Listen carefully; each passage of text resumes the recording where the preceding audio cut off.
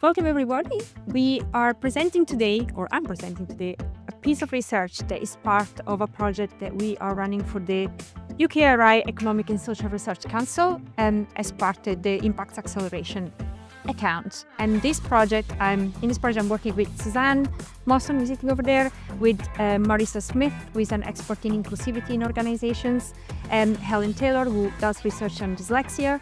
And also we have an impact champion that is working with that is online today, which is Georgia or Yolanda Atlada. So this is the research group, and the work we've been doing is very much intended to raise awareness of what are the strengths as well as the obstacles that neurodivergent individuals face when engaging in entrepreneurial activity in the ecosystem.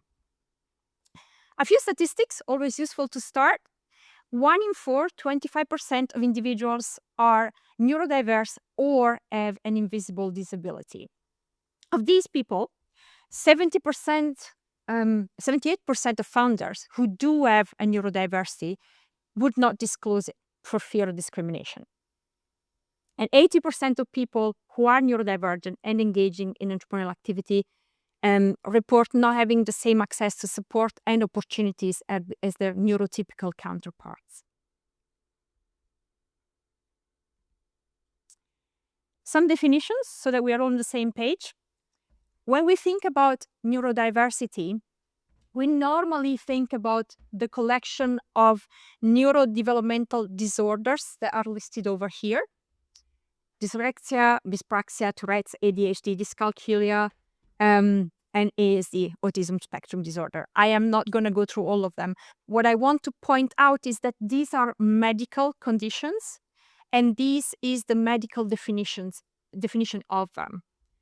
Neurodiversity, on the other hand, is not a medical term. It doesn't exist in medicine. It is a term that has been created by a sociologist to refer to the fact that socially, people with neurodevelopmental disorders face both challenges, but also they have differences that sometimes, under some conditions, confer advantages. It's just that most of the time the world is not built for them, and that's where the disability comes from and the disadvantage comes from. For the purpose of this project, we are adopting the view that neurodiversity is a naturally occurring variation in the ways that humans perceive, interpret, and respond to the world. No different than being left-handed, essentially. And this might explain why we increasingly see diagnosis of neurodiversity that maybe we didn't have before, because it's not an odd thing to see. If there is one thing and one thing only that you remember from my short presentation, I would like it to be this one. Neurodiversity is not a one category. It's not even a collection of categories. It's probably best thought of as a collection of galaxies. There is so much difference depending on whether people have traits and the profile of one individual neurodivergence, whether they have traits across multiple. So you can have someone who has got autism and ADHD. You can have someone who is dyslexic and ADHD. Sometimes, but not all the time, people will not meet the threshold for any individual diagnosis, but they still are neurodivergent and they still find challenges in the world. Depending on where they're from, nationality-wise, they might or may not have access to early intervention or early diagnosis. Depending on age and stage, they might or might not have developed coping mechanisms. Depending on where they are, they might or might not be on medication. There is a lot of intersectionality here. Autism in females presents very differently than autism in males. Autism in females in sub-Saharan Africa may present very differently than autism in male in the Northern Europe. What does all of this mean? It simply means two things. A, do not assume that you will be able to recognize, or shall us not assume that we can recognize a neurodivergent person when we meet one. Let's not assume that they themselves know they are neurodivergent. And let's not assume that one size will fit all. In fact, quite the opposite is true. Every individual has a very different set of needs and set of accommodations that are required. What does the academic literature tell us? Academic literature in entrepreneurship on neurodiversity is very limited, is very recent, and mostly covers one neurodevelopmental disorder, and that is ADHD. Many of you will not be surprised to say this. What do we know about ADHD? And then there is a little bit about dyslexia, but very little, mostly about ADHD. We know that people with ADHD, which stands for attention deficit hyperactivity disorder, to those who are not familiar, never a label was more badly chosen than this one. People with ADHD tend to have a brain that can connect pieces of information that are very different between each other together. This is cognitively the essence of entrepreneurial opportunity recognition. We know from research that entrepreneurial opportunity recognition is about connecting the dots between seemingly unrelated items in our brains. And people with ADHD, as well as people with dyslexia, are exceptionally good at this. That's why they come up with lots of ideas. And because impulsiveness is another trait of ADHD. Very often we see ADHD individuals not even perceiving the risk of starting new ventures, and therefore starting lots of ventures, as you can see here. So the startup rate for ADHD entrepreneurs is higher compared to those of non-ADHD entrepreneurs, perhaps because they don't perceive the risk so much. They also seem to be addicted to a substance called dopamine, which is a motivation-inducive substance that our brains produce. Some would say that dopamine is the problem in medically in ADHD individuals, and therefore they need the continuous thrill seeking of new experiences. And of course, entrepreneurial activity provides that. So if the startup rate is higher for individuals with ADHD, the rate of businesses that survive and grow tends to be lower compared to their neurotypical counterparts. So they start lots of businesses, but eventually fall out of love with them, or they burn out and need to abandon them, or they're just bored with them. Interestingly, this relationship changes when individuals with ADHD are on medication. If they are on medication, the rates of growth of their businesses is higher than those who are not on medication. And finally, big picture thinking. This comes from this research on dyslexia. Dyslexic individuals seem to be particularly strong in the ability to see systems rather than individual items in a system and go straight to the issue in that system. And this is, of course, a strength in entrepreneurial activity. So this is what we do know from research so far. We don't know anything much at all about autism in entrepreneurship. We don't know anything at all about dyscalculia in entrepreneurship. How do you do your numbers in your startup if you have dyscalculia? We don't know. We know nothing about dyspraxia either. And very little about Tourette's. It would be interesting to do presentations if you have Tourette's and pitches. What I'm about to talk about just now is more on coming from the qualitative interviews that we have been conducting as part of this research. And there are 4 themes that we have distilled that map onto the kind of competencies and skills and requirements that we would have for someone involved in entrepreneurial activity. You will see them there. And then the last one is an outcome of these activities. Coping with uncertainty and ambiguity. The entrepreneurial process is highly uncertain and ambiguous. Not just about not knowing whether your product or service will fly. It's also about every activity you conduct is unstructured. You meet people, you network, you hope that they will pass on the information they said they would, but will they? You don't know. All this uncertainty for some neurodivergent profiles can be exhausting and take up more brain capacity than would their neurotypical counterparts. Uncertainty over people and processes can also be quite overwhelming. Networking events are particularly, unstructured, and some people find these very uncomfortable. Some will engage with them and be completely exhausted by the end.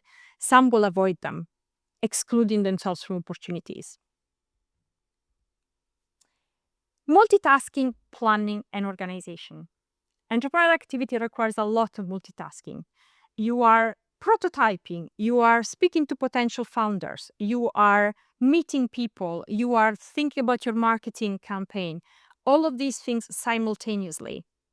Some people, some neurodivergent profiles, find this multitasking almost impossible. Some go on hyper focus on one item and everything else is out of sight, out of mind. Some have told us if I'm focusing on, I don't know, my prototyping work, I will completely not just forget to answer that email, I will completely forget ever receiving the email. I'll never get back to people. Some, on the other hand, get so easily bored that they are attending to multiple tasks simultaneously, which is great for entrepreneurship. However, sometimes not all the tasks get completed, or not all the tasks get completed well enough that externally they will be perceived as competent, legitimate, etc. Skewed perception of time, this was a big thing. Some perceive time to be constantly eluding them. They constantly feel they're fighting against it. Some perceive time as expanding. And the consequence of that, either way, is that our sense of time may not necessarily align with a neurodivergent person's sense of time. Showing up, forgetting to show up, etc., etc. And issues prioritizing work. We usually in entrepreneurial activity get more on our plate than we can manage. We all do. But the way to go about this is usually to strategize and think about what the priorities are based on what you need to achieve. But that requires a lot of cognitive reasoning. Think about where you want to be and reason back to what you need to do now to get there. That function is particularly challenging for some neurodivergent profiles.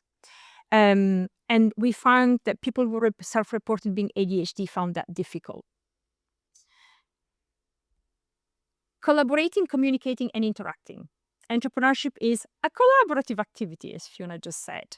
Now, collaboration with other people, and every time we collaborate with others and interact with others, there is communication. We have to think about what we want to say. We have to say it. Other people have to interpret what we have said.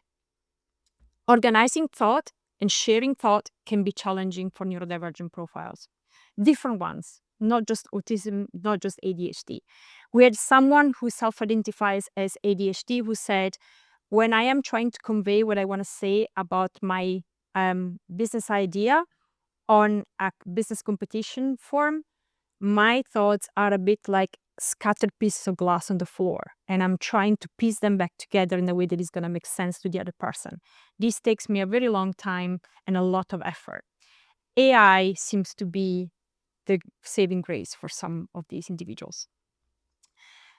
What may happen as a consequence of this finding situations challenging? Other people may be going at a faster pace that you can follow, or at a much slower pace than you would like.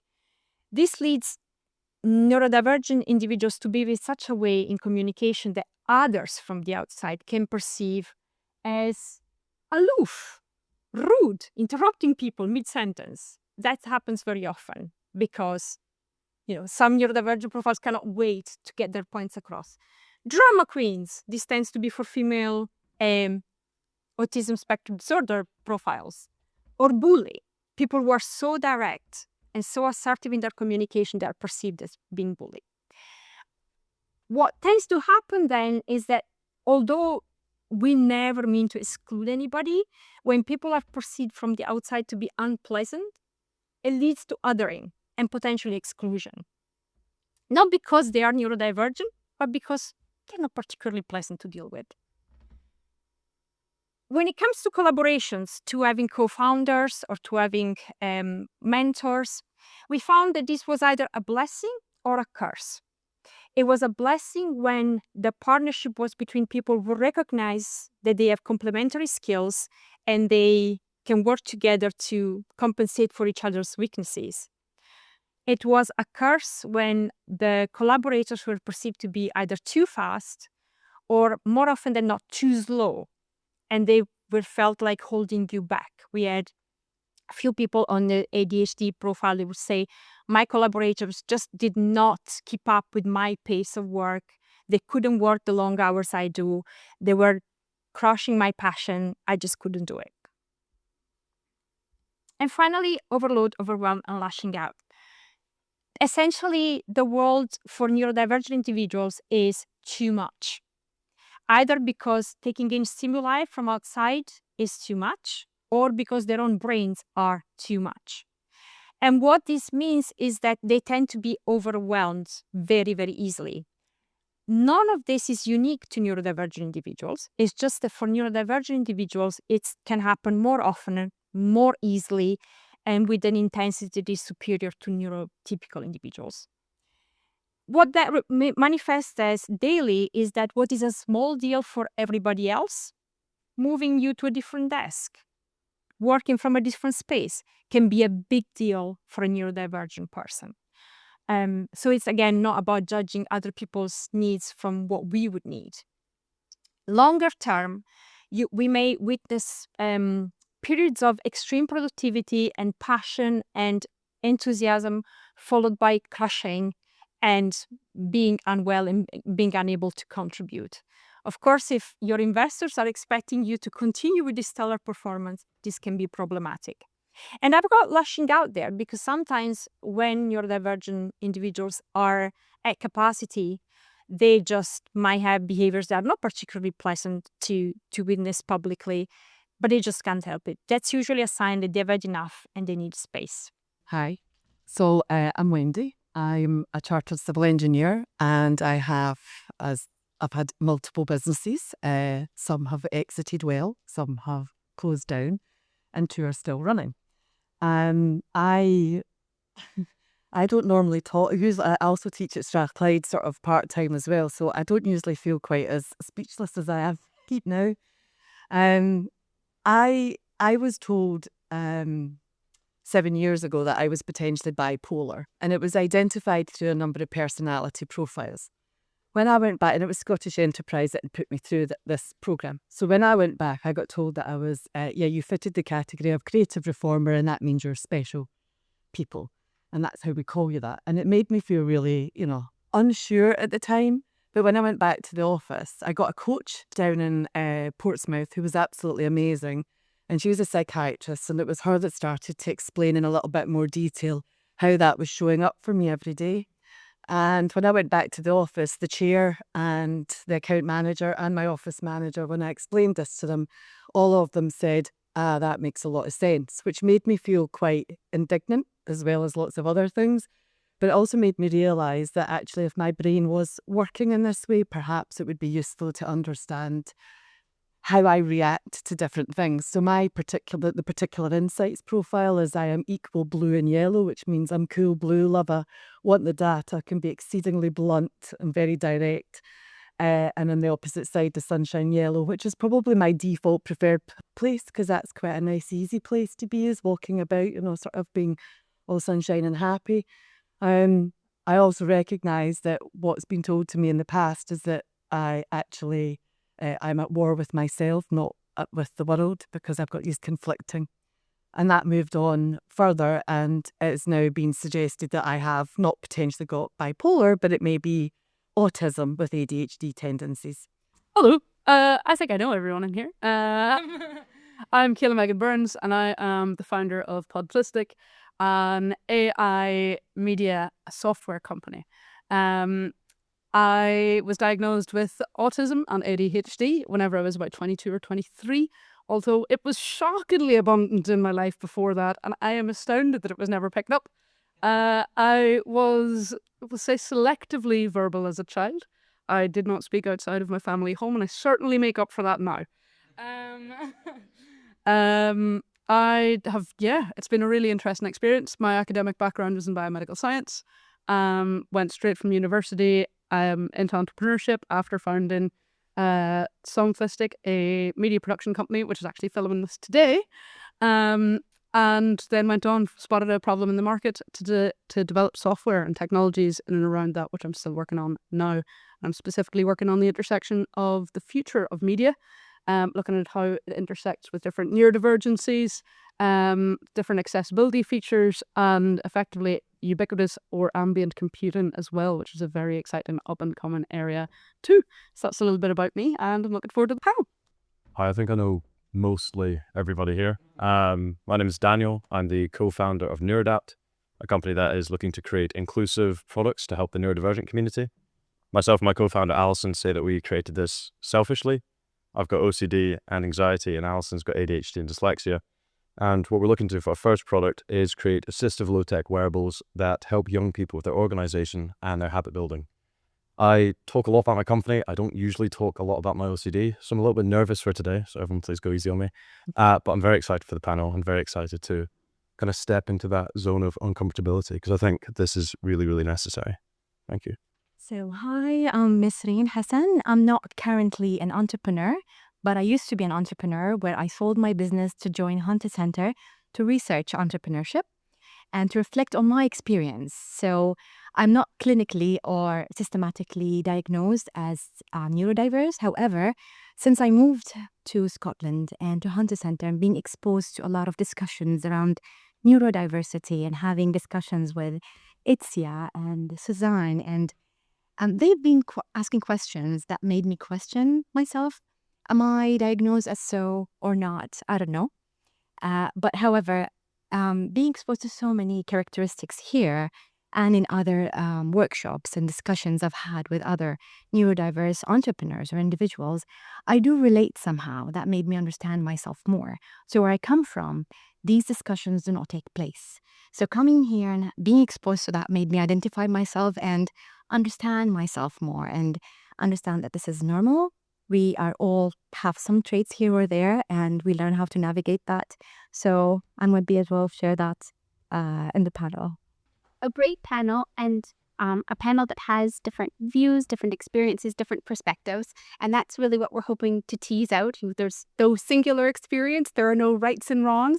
And equally, we have lots of different ideas and different approaches and ways in which we can try and tackle some of the issues that we're going to be teasing out today. So we're going to start off our panel easy because, obviously that is what we're going to do. So we've set them out almost impossible first question, but I know that they'll all have ideas for what this might mean. So our first question is really to think back to those personal experiences of being an entrepreneur or engaging in business and the wider ecosystem. And we really wanted to get a sense from all of you. And we've had some articulation of formal diagnoses of sort of self-identification of perhaps some dominant traits, but a sense from all of you where those unique strengths have helped you to get to where you are now.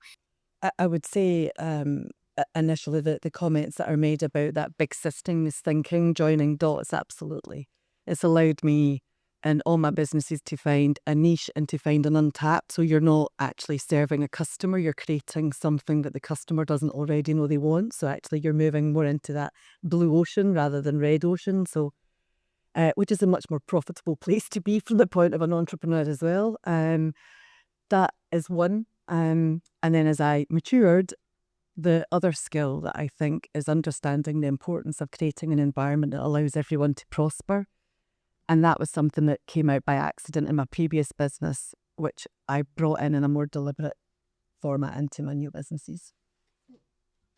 Could you expand a little bit on what you mean by a place that lets everyone prosper? What does that mean? So the venture that I have now closed down. I opened a retail unit for young people who had different neurodiversities. So I employed 6 people with a number of different varying. And what we found is that the environment, so they would come in and I can use one guy's name because he does give me permission to talk about it. He has autism, ADHD, dyscalculia, Tourette's, mild Tourette's, and was asked to leave school at age 14. So he joined us and was very, very blunt and direct about the things that he couldn't do, about money, etc. So we just said, it's fine. We have no expectations. So we reduced all our expectations and demands on him.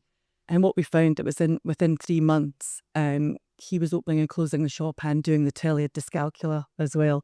But we created forms, we sat with him and we co-created solutions which allowed him to feel safe counting the money. And we also made it really clear that there was a zero blame that if money was missing in the till, we would not be looking at anyone for stealing. We would just be looking at it as something that went wrong and we could fix it. And then what we found through that, we had a lot of mental health days, and on a couple of, probably about 3 occasions, we did actually have to close the shop. But we found within 6 months, simply just by using our little group chat, that when someone, because once you've built in that tolerance and empathy around it, this is okay, someone else would then say, oh, I'll cover that shift. So we found that within 6 months, what we created now, I think that environment works for everybody. But actually, people with multiple neurodiversity, it takes longer, it takes longer to make that work. There are some productivity challenges around it. But from the point of view of everyone feeling comfortable and happy and wanting to come to work. Fantastic. So we've got processes, we've got cultural shift as well. Fantastic. Okay, Kayla, did you want to chip in? What do you think gives you that added advantage? And we have Proud Plistic operating here today. Yeah. What has helped? I think I'm brilliant in a crisis. I love a crisis, and that sounds ridiculous. But I think that comes hand in hand with entrepreneurship. Whenever you're running your own project, things can and will go wrong on a very regular basis. There'll be things you're not doing. You haven't gone on to this entrepreneurial journey because you've done it before and you know what you're expecting. You're taking risks. You're trying new things. That is inherently, there's going to be errors. There's going to be room for errors. And I do think one of my biggest strengths is, don't get me wrong, absolutely, I will panic for about 5 minutes.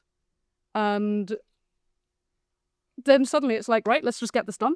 Right, we just need to, zone in, focus, get this done. There's been so many hurdles that I think everyone encounters in their entrepreneurial journey.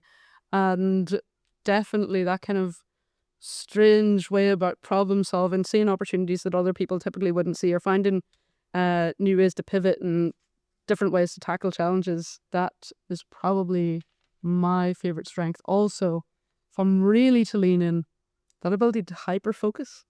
I was chatting to my flatmate the other day. I was like, yeah, so I have like 2 days off this week. Nothing's in the diary. It's good. So quite looking forward to that kind of downtime. And he turned around and went, days off. I know what that code word means. It means you're going to stay up to 4 really working on something really intensely and not going to see you until the next day. And it's like, yeah, that's exactly what's going to happen. And I'm really excited for it. Absolutely buzzing. And that ability to really get that focused work done is amazing and one of my favorite things. Something I really thrive off. Fantastic. So if anyone's experiencing a crisis, we know who to call then. Love it. The calm head in the storm. Dan, did you want to come on in? Yeah, of course. So with OCD, I think it took me a while to really understand.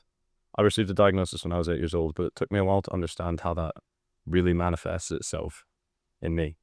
And it was only when we started Neurodivergent that myself and my co-founder Alison really kind of dived into that a wee bit, and I learned a lot about myself.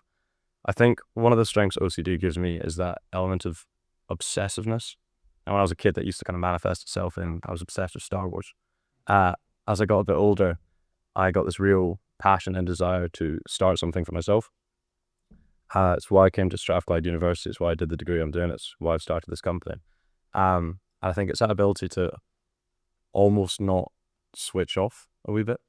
Constantly thinking about the business, constantly thinking about what we need to do next. I'm not a structured person, but I really seek structure. I really seek organization, which I think as well works quite nicely with my co-founder Alison, who can very much deal with that element of craziness, non-structure. Yeah. Okay, fantastic. So we've got the sort of collaborative elements coming in here, but that ability to really focus and to obsess, but in a really positive way on a task, achieving a particular set of outcomes or a particular direction that we are interested in. Absolutely. Okay, and then last but not least, Nazreen. Yeah, adding to what Kyla said, hyper focus and being so much into whatever I'm passionate about. I can give it like hours and hours, endless days, no sleep, and I won't feel it. And divergent thinking, so I can think outside the box and connect different elements and come up with very creative solutions that I might surprise myself with. I can just add to what you guys have said is that I'm sensitive towards people and environment.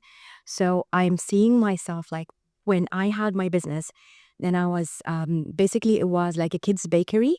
So I had some cancer patients, and they could not have dye in the food. So I had to use natural dyes to accommodate for them. And then even at this stage of my life, I found myself doing my PhD on the social implications of female entrepreneurs. So I find myself always, whether it was in my business or even now, researching entrepreneurs, very much human-centric and social, responsible towards whatever my outcome would be. So I think that shapes it. Okay, fantastic. Thank you so much. So some nice reflections of some of the evidence that Etsy has shared with us, and also some of the discussions that Rob introduced us to. So just as Rob said, there are pros and there are opportunities and challenges. Given that we are trying to explore what we can do to make the ecosystem more inclusive, can any of you give us an example of a challenge that you have recently faced as a individual or as an entrepreneur, that might relate to some of your neurodivergence or to the traits that you've just been speaking about and identifying? So any challenges that you faced, any particular obstacles or roadblocks that you've experienced recently? And I don't have a speaking order, so I was going to let our panel. So Dan, go ahead. You kick us off. Yeah, I guess I didn't realize how much I struggled with this until speaking to Etsy recently, but emails, I really, really hate emails.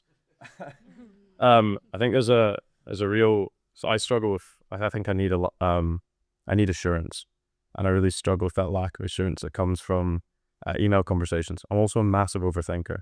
So I think when I'm speaking to someone in person, whatever comes out is what you get, and that's fine. But with emails, I've got the time to sit and dwell over a response. So sending a message, and it could be a fairly casual conversation of, say, Thomas, who I know very well. I'll sit there for 10, 15, 20 minutes writing an email, going back through the email. I've now got ChatGPT, which is brilliant, but I will filter everything through there. Think I've got the perfect email, realize it looks too AI generated, and then go back and change it again. So no, it's not a specific example, but I think that's something that I've realized I struggle with on a more kind of day-to-day basis. I think that's a great example, though, because we probably get somewhere between 50 to 100 emails a day, right? And when we're dealing with things in volume, and there's a need for precision or detail in what it is you're talking about, new audiences that perhaps we haven't spoken to before, this can add up in terms of the volume of work. So I think that's a really good example. Nasreen, come on in. I remember having a challenge in the funding spaces where you have to pitch.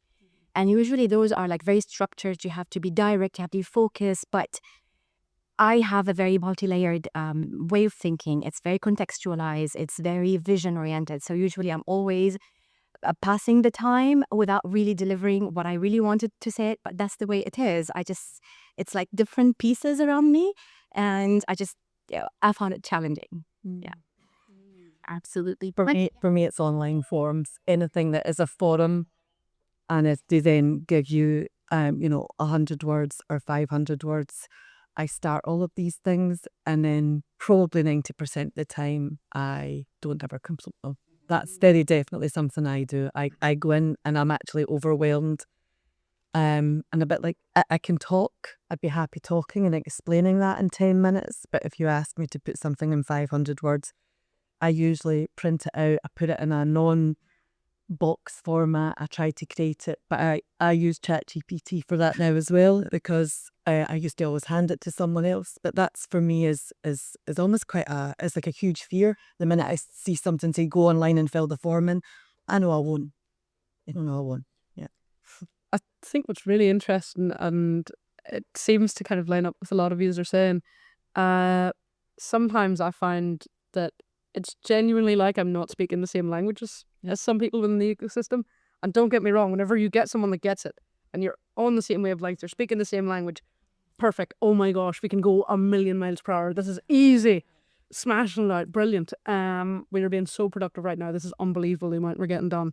But if you find someone where you aren't speaking the same language, that becomes nearly a hurdle that feels like it's impossible to get over, and you're trying to work your way around it going, no, but I know that you're missing the point. I'm fully aware that you're misunderstanding me, but I can't figure out how to phrase it so that you're not misunderstanding me.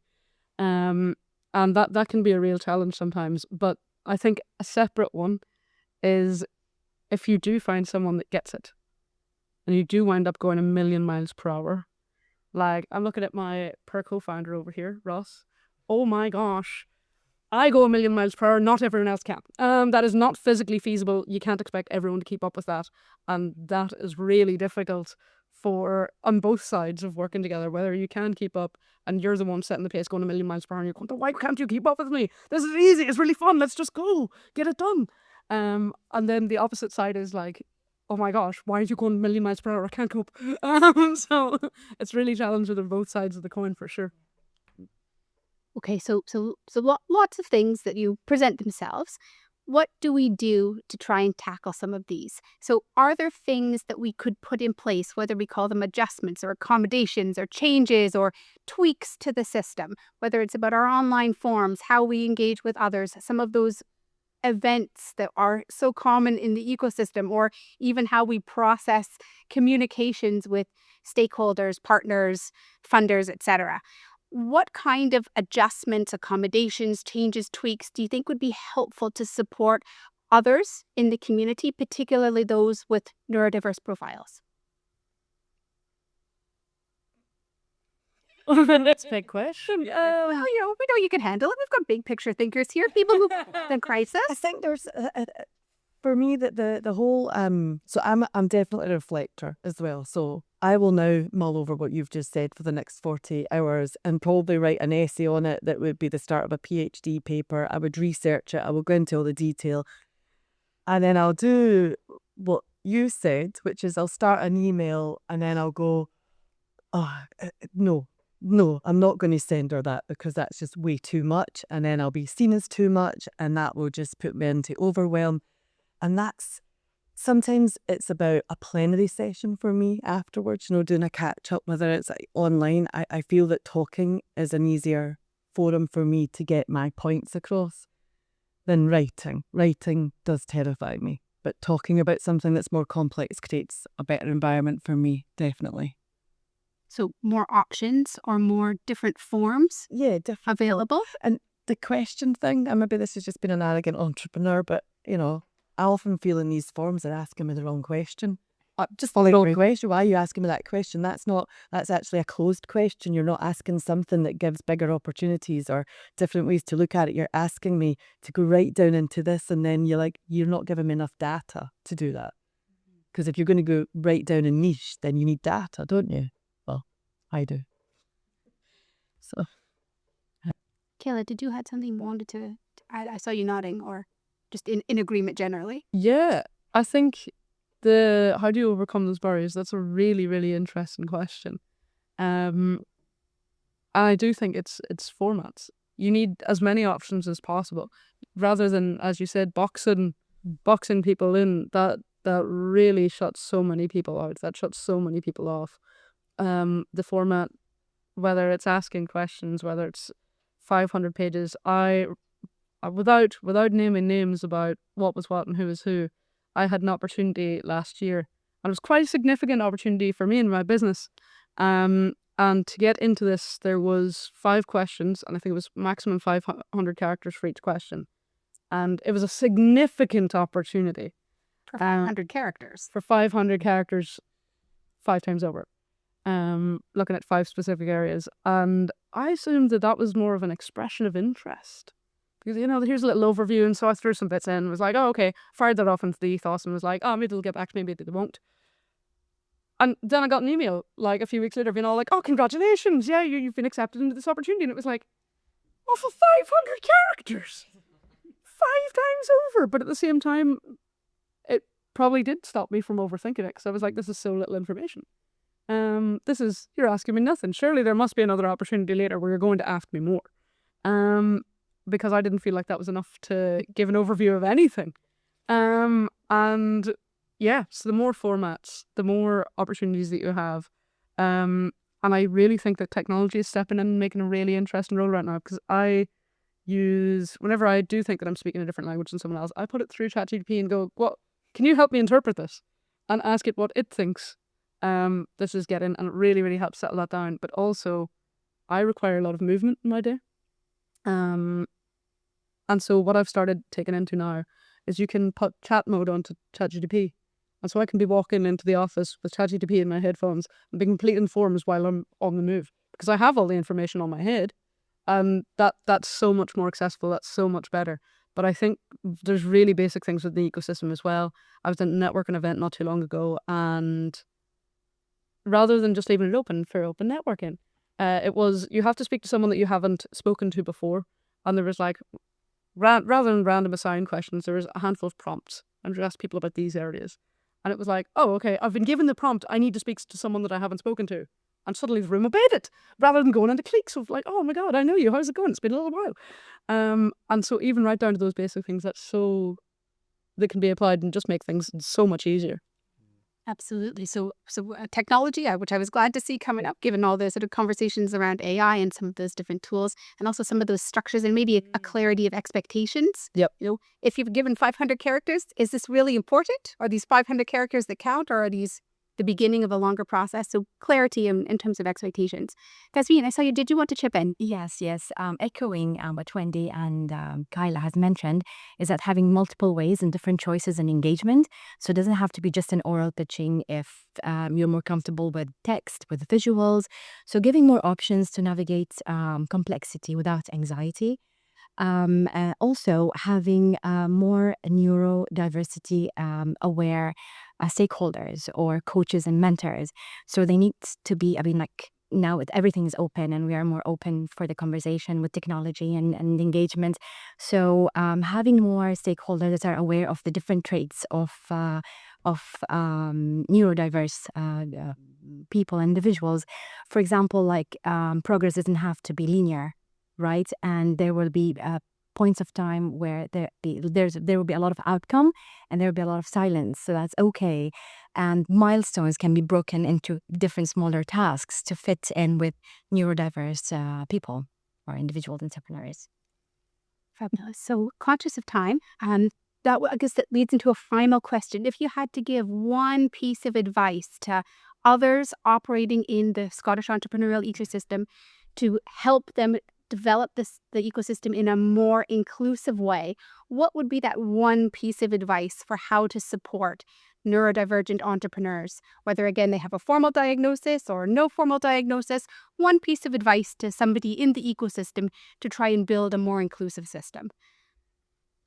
Dan, do you want to kick us off? I see you thinking hard here. I'm thinking, yeah. It's a tricky one because I think there's not a one size fits all solution. And if we take away the labels, what neurodiversity essentially is just a different way of thinking. I think the most important thing, and I don't know if this directly answers your question, but it's got to be collaborative. If you're looking at enforcing change and it's systematic change, it's got to involve collaborating with neurodivergent people. There's no sense in anyone trying to enact change in isolation, which I think oftentimes is something that happens. I think you've got to have, whether it's a panel of neurodivergent people across all different neurotypes. I'm going to waffle on, but I think collaboration. Absolutely. So linking back to what Fiona said, entrepreneurial activity is inherently collaborative. How do we get more people in the room, getting more perspectives, more voices, and remembering that collaboration sits at the heart of what it is that we're doing? Yeah, co-create programs with neurodivergent representatives, not just to take the books of inclusivity, but for us to have expert matters on board and to include them not when the structure is already there, but while the structure is being put together.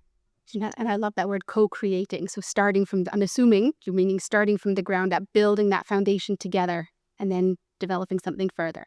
So everybody working from the very beginning.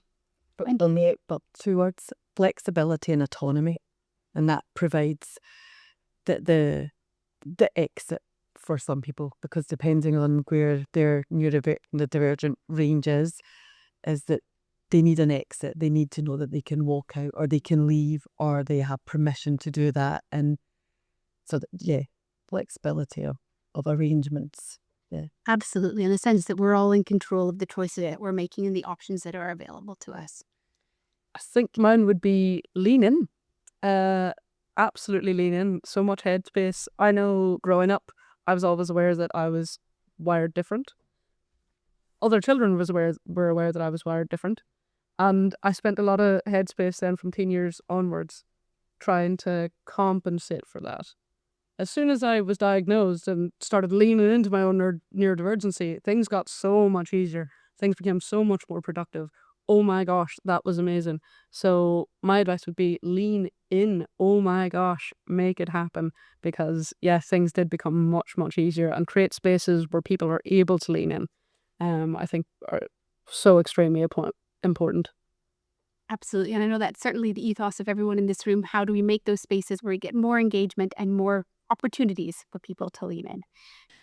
It was brilliant listening to all of you, and I think a lot of things I can resonate with since I got diagnosed during my work experience when I was working during last year. And I was going to ask further about when you said leaning into neurodivergence. What was your experience when you said that you were able to do more of your strengths, or you were able to double down on what you were already good at? And it was a change for you, a transformation before how you were feeling before when you were trying to fit in, and then when you leaned into your own strengths. So how did you do that? Did you go through a counseling, a therapy, something that helped you, and then how you are using it in your business now? Yeah, great question. What's quite ironic is I was diagnosed with autism, and then autism became my special interest. Who'd have thought? Really fascinating. I learned a lot and became very obsessed about reading about it, about learning about it. I got right down into the detail, and the more I learned, there is this combination of, oh my gosh, not everyone does that, and oh my gosh, wait, that okay, that's normal, cool, sweet, we're good. And it was this really strange double-edged sword. And actually going through that process and just learning and helping to, I suppose, understand myself and nearly legitimizing how my own brain worked, which sounds like a really strange thing to say, but you're from your, like in school age and stuff like that, and even how you're socialized by your family, you're told that this is how things are done and this is just how you do them. And so I definitely internalized that quite strictly. So it was letting go of a lot of that and realizing actually this is what works for me better. So for example, I really enjoyed physical activity, but I was always so uncoordinated. That's not my skill set. It was really embarrassing. I was terrifically bad at things. But actually now I'm an adult and I can just bring myself to a swimming pool and swim every single day. Actually, that helps me get the beans out. And I sleep so much better, and everything in my life becomes so much better whenever I do that. That's amazing. Great. I need that in every single day. 9-to-5 work structure, that doesn't work for me. ADHD often means that you have a delayed sleep cycle. So my sleep cycle tends to work from between 2 and 3 a.m. until 10 a.m. And that's my cycle, which is ridiculous to most people. But that does often mean that I stay up and I work until 3, 4 a.m. and I love it. So letting go of that, oh my gosh, I need to be at my desk 9 to 5 and people expect me to be at my desk 9 to 5 and need to answer emails between 9 to 5 because that's how normal people do it.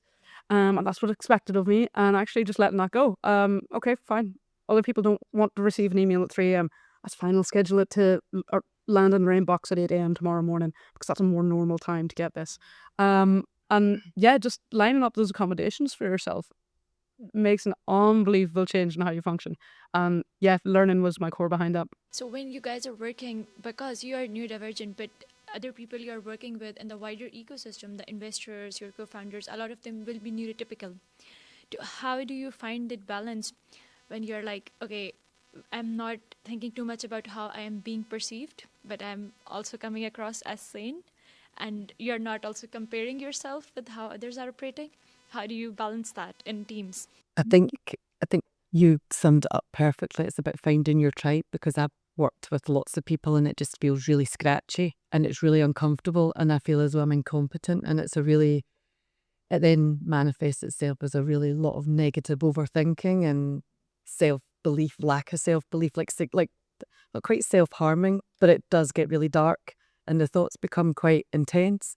So I learned quite quickly to just dismiss lots of people that made me feel like that on an immediate introduction, which also then gives quite a negative effect of who you are, because you're just going, actually, you just make me feel so uncomfortable and scratchy. So you tend to build your tribe. I nearly turned down speaking today because I was working with some investors in the US, and currently the political environment over there isn't particularly favorable towards autism and ADHD and whatnot. So I was going to turn this down, but actually, I'm not meant to work with those people. Yeah. And that'll give me much. By not working with those people, I'm going to save a lot of energy, save a lot of worry, and actually get a faster route to the people that I am meant to work with and do much better work with. And that's a really weird thing to have to accept, but I think you work much better whenever you do. Can I add there? But before that, I'll just add to the point you asked initially, is like when you learn about yourself and your traits and you start embracing them positively and not negatively, you're not different. I mean, like, you're not different in a negative way, you're different in a positive way. And then afterwards, when you're navigating the ecosystem, it's like I'm bringing those positive extra traits, right? And I've heard a lot of people apologizing. No, excuse me, I'm just jumping from one point to another. No, I am full of new ideas and I'm bringing this to the table as an addition, as a positive thing. So it's an addition to the team. It's addition to the whatever collaboration I'm getting into. It's not a shortcoming. So I think carrying yourself that way and embracing your differences as a positive thing, that's a very good way to start.